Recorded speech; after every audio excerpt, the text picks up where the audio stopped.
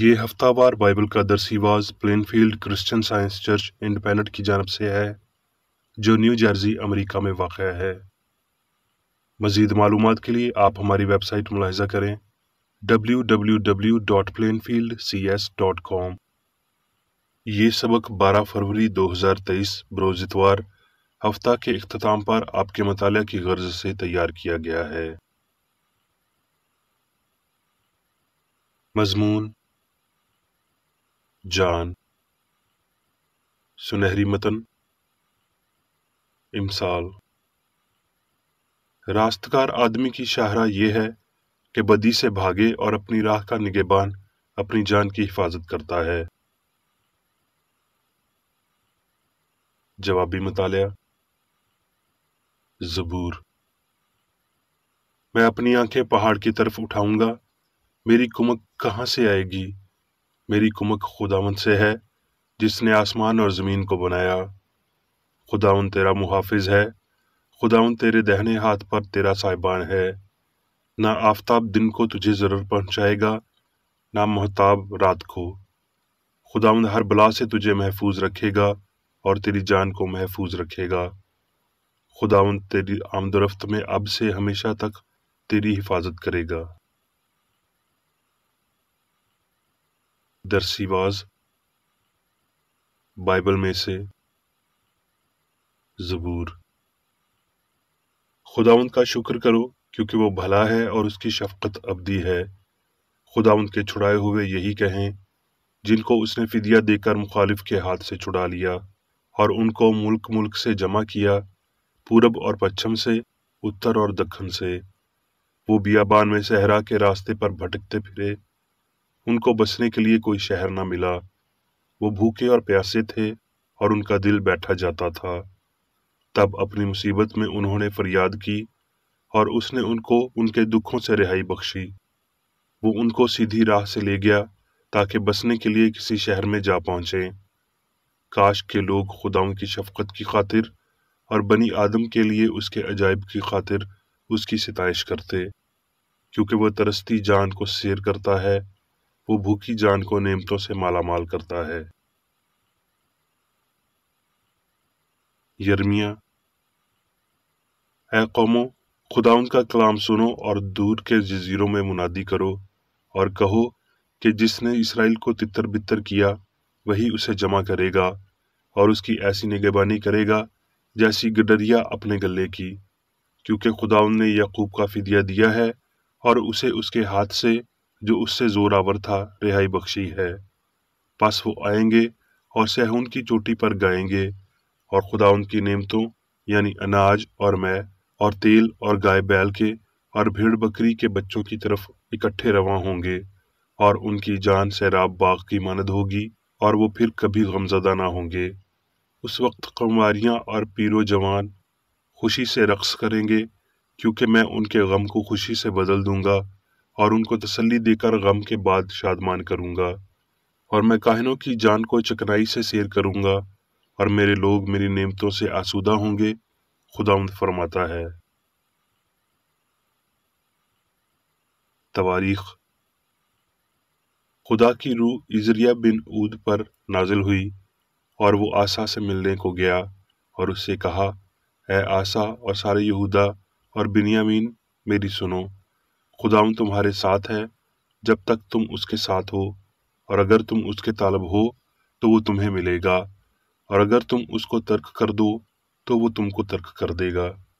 अब बड़ी मुद्दत से इसराइल बगैर सच्चे खुदा और बगैर सिखाने वाले काहिन और बगैर शरीयत के रहे हैं, और जब वो अपने दुख में खुदावंद इसराइल के खुदा की तरफ फिर कर उसके तालब हुए तो वो उनको मिल गया।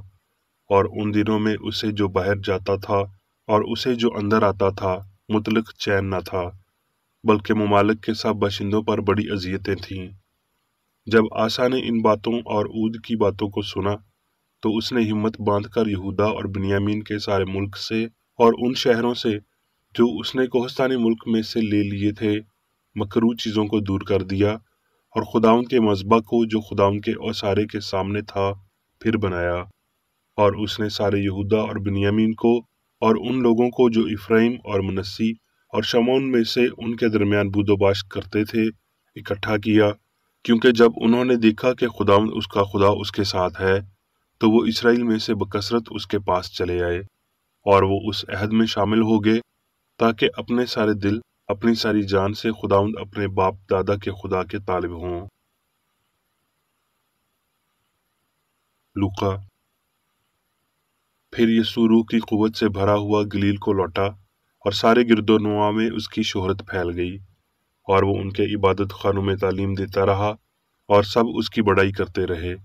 और वो नासरत में आया, जहाँ उसने परवरिश पाई थी, और अपने दस्तूर के मुआफिक सब्बत के दिन इबादत खाना में गया और पढ़ने को खड़ा हुआ।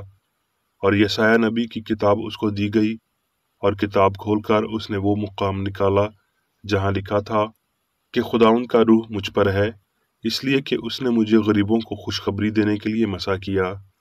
उसने मुझे भेजा है कि कैदियों को रिहाई और अंधों को बेनाई पाने की खबर सुनाऊं, कुचले हुओं को आज़ाद करूं, और खुदाउन के साले मकबूल की मुनादी करूं। फिर वो किताब बंद करके और खादम को वापस देकर बैठ गया, और जितने इबादत खाना में थे सबकी आंखें उस पर लगी थीं, और वो उनसे कहने लगा कि आज ये निविश्ता तुम्हारे सामने पूरा हुआ। मरकस। फिर वो बैते सदा में आए, और लोग एक अंधे को उसके पास लाए और उसकी मिन्नत की कि उसे छुए। वो उस अंधे का हाथ पकड़कर उसे गांव से बाहर ले गया, और उसकी आंखों में थूक कर अपने हाथ उस पर रखे, और उससे पूछा, क्या तू कुछ देखता है? उसने नजर उठाकर कहा, मैं आदमियों को देखता हूँ, क्योंकि वो मुझे चलते हुए ऐसे दिखाई देते हैं जैसे दरख्त। फिर उसने दोबारा उसकी आंखों पर अपने हाथ रखे, और उसने गौर से नजर की, और अच्छा हो गया, और सब चीजें साफ साफ देखने लगा। यसाया। ऐसा प्यासो पानी के पास आओ, और वो भी जिसके पास पैसा ना हो, आओ, मोल लो और खाओ। हाँ, आओ और दूध बेज़र और बेकीमत खरीदो। तुम किस लिए अपना रुपया उस चीज के लिए जो रोटी नहीं, और अपनी मेहनत उस चीज के वास्ते जो आसूदा नहीं करती, खर्च करते हो?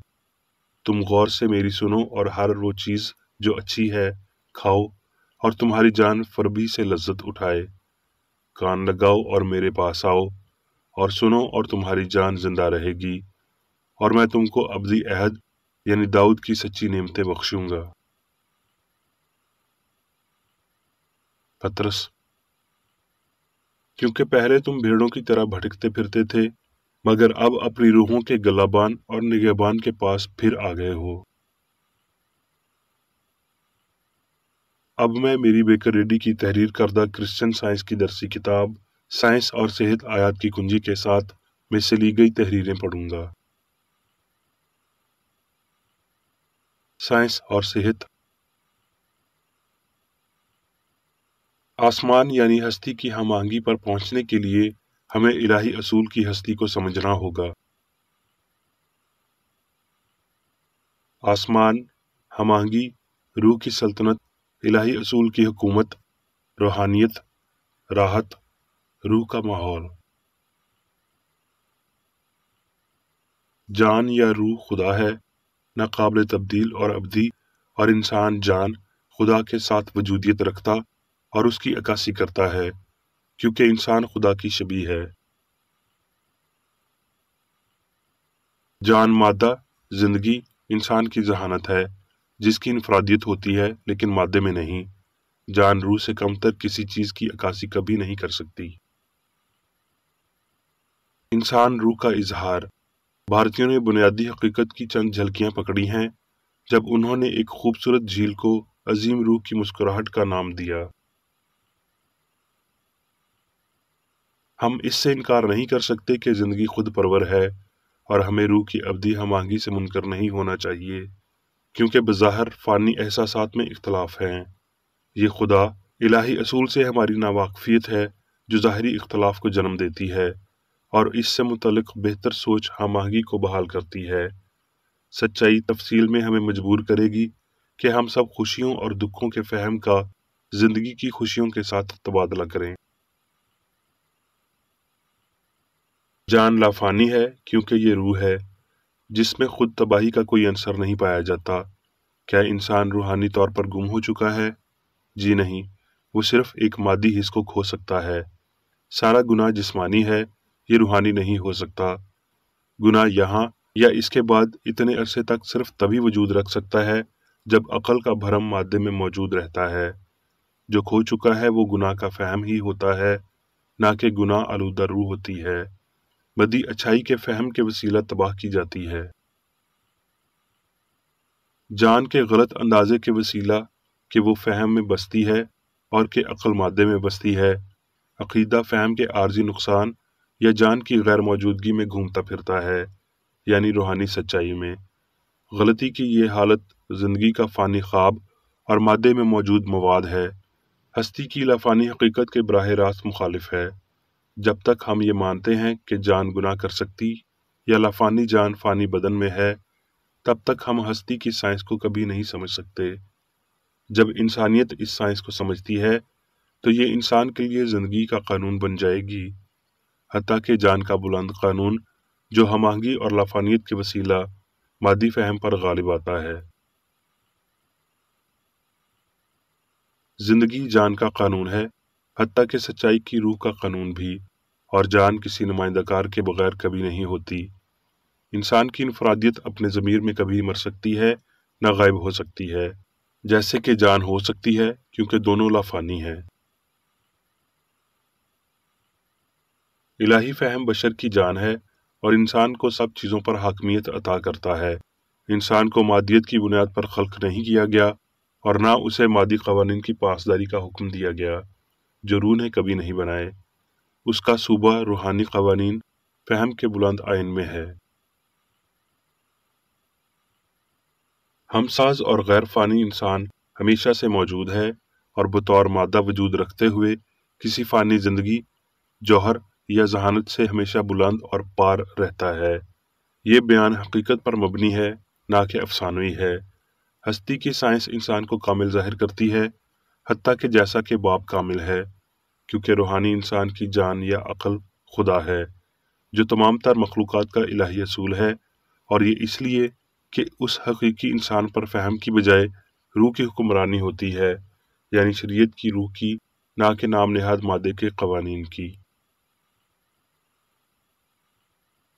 جب مادی سے روحانی بنیادوں پر زندگی اور ذہانت کا فہم اپنا نقطہ نظر تبدیل کرتا ہے تو ہمیں زندگی کی حقیقت میسر آئے گی، یعنی فہم پر روح کا قابو۔ تو ہم مسیحیت یا سچائی کو اس کے الہی اصول میں پائیں گے۔ کسی ہم آہنگ اور فانی انسان کے حاصل ہونے اور اس کی قابلیتوں کے اظہار سے قبل یہ ایک نقطہ عروج ہونا چاہیے۔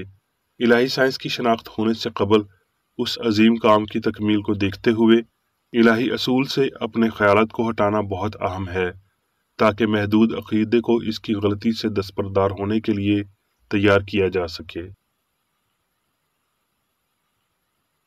ایک بدتوی سماعت ہم آہنگی کو مخالفت کہتی ہے، نہ کہ قابل قدر اتفاق کو۔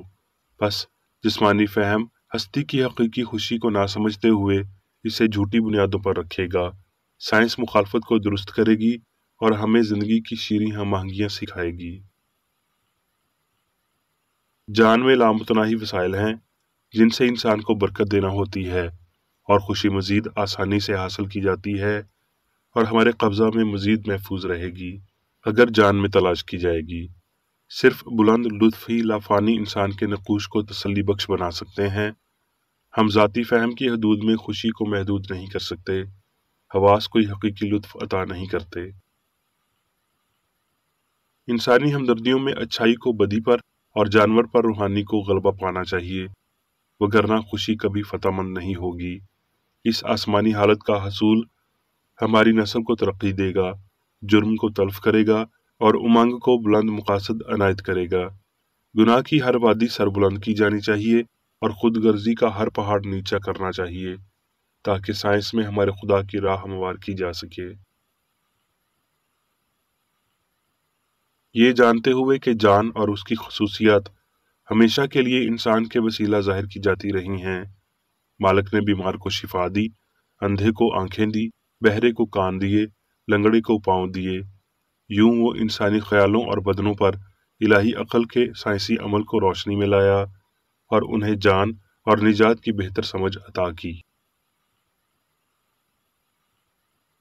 تو اپنے سارے دل، اپنی ساری جان اور اپنی ساری طاقت سے خداوند اپنے خدا سے محبت رکھ۔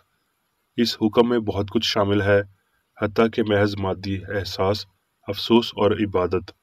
یہ مسیحیت کا ایلڈوراڈو ہے، اس میں زندگی کی سائنس شامل ہے، اور یہ روح پر الہی قابو کی شناخت کرتی ہے، جس میں ہماری روح ہماری مالک بن جاتی ہے اور مادی حس اور انسانی رضا کی کوئی جگہ نہیں رہتی۔ انسان تب ہم آہنگ ہوتا ہے جب روح کی نگرانی میں ہوتا ہے۔ اب میں میری بیکر ریڈی کی جانب سے چرچ مانول میں دیے گئے روزانہ کے 3 فرائض پڑھوں گا۔ روزمرہ کی دعا۔ اس چرچ کے ہر رکن کا یہ فرض ہے کہ ہر روز یہ دعا کرے، تیری بادشاہی آئے، الہی حق، زندگی اور محبت کی سلطنت مجھ میں قائم ہو، اور سب گناہ مجھ سے خارج ہو جائیں، اور تیرا کلام سب انسانوں کی محبت کو وافر کرے اور ان پر حکومت کرے۔ مقاصد اور اعمال کا ایک اصول۔ نہ کوئی مخالفت، نہ ہی کوئی محض ذاتی وابستگی مادری چرچ کے کسی رکن کے مقاصد یا اعمال پر اثر انداز ہونے چاہیے۔ سائنس میں صرف الہی محبت حکومت کرتی ہے، اور ایک مسیحی سائنسدان گناہ کو رد کرنے سے حقیقی بھائی چارے، خیرات پسندی اور معافی سے محبت کی شیریں آسائشوں کی عکاسی کرتا ہے۔ اس چرچ کے تمام اراکین کو سب گناہوں سے، غلط قسم کی پیشن گوئیوں، منصفیوں، مذمتوں، اصلاحوں، غلط تاثرات کو لینے اور غلط متاثر ہونے سے آزاد رہنے کے لیے روزانہ خیال رکھنا چاہیے اور دعا کرنی چاہیے۔ فرض کے لیے چوکسی۔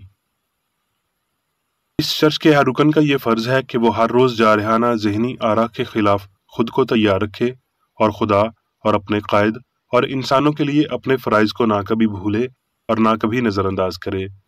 اس کے کاموں کے باعث اس کا انصاف ہوگا، وہ بے قصور یا قصوروار ہوگا۔